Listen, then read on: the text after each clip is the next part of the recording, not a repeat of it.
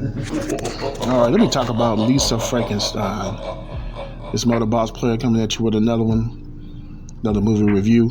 Lisa Frankenstein. This movie was okay. This had like an 80s aesthetic to it. It's like back in 1989, I believe, and Lisa was just a just an outcast or whatever. This movie reminded me of what movie was that? Jennifer's Body. It reminded me of Jennifer's Body. That's what this movie reminded me of. And it had a good premise. I give this movie a 6 out of 10.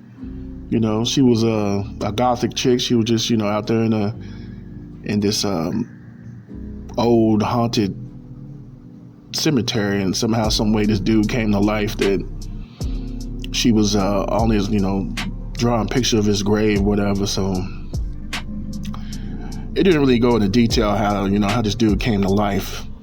Some I guess it was rain and lightning just struck his grave, and all of a sudden he came back looking like a zombie. And it had a horror aspect to the movie. He had to kill people and take some of the parts he needed, and then he go in a tent in bed, and all of a sudden the parts that he needed to his body, he got a hand and some other things he had to do. So all of a sudden this stuff started working. That was funny in the movie, man. So you had to get this tent in bed that was broke. I'm like, okay, this movie is crazy, man. But I enjoyed the movie, though. It was like a comedy horror. It was fun to watch. I didn't go watch it in the movie theater. I waited till it came out on digital, because this is a digital type of movie. This really ain't no movie that should be in no movie theaters. It could have been on a streaming site. But I enjoyed this movie. It was funny. Back in the 80s, the way people was dressing, people was talking, and I enjoyed this movie. It was cool. It kind of reminded me of Freaky, the movie that Catherine Newton was in back in 2020. That had me laughing too. This movie, it was the same type of movie, basically. It was a comedy horror type of movie. It was the same as Freaky. This movie had like a little aspects of like Frankenstein and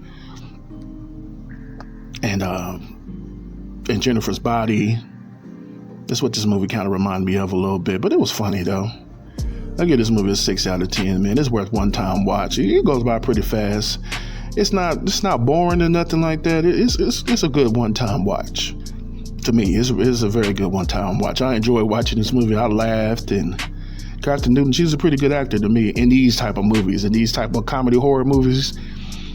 Just like I said, she was in Freaky in 2020, and she needs to really do movies like this, because this is her niche right here.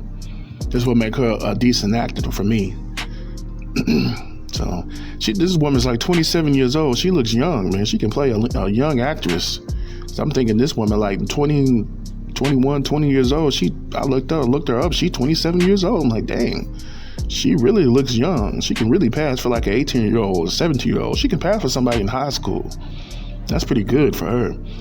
But this is Catherine Newton's type of niche right here. This is what she needs to be doing, man. She was an Ant-Man. That's not really her role. These comedy horror type of movies, this is what she needs to be in. If they make another Scream or something, she needs to be in Scream, because she'd be perfect to be in Scream. But this has been Mo, the Boss Player. I'm a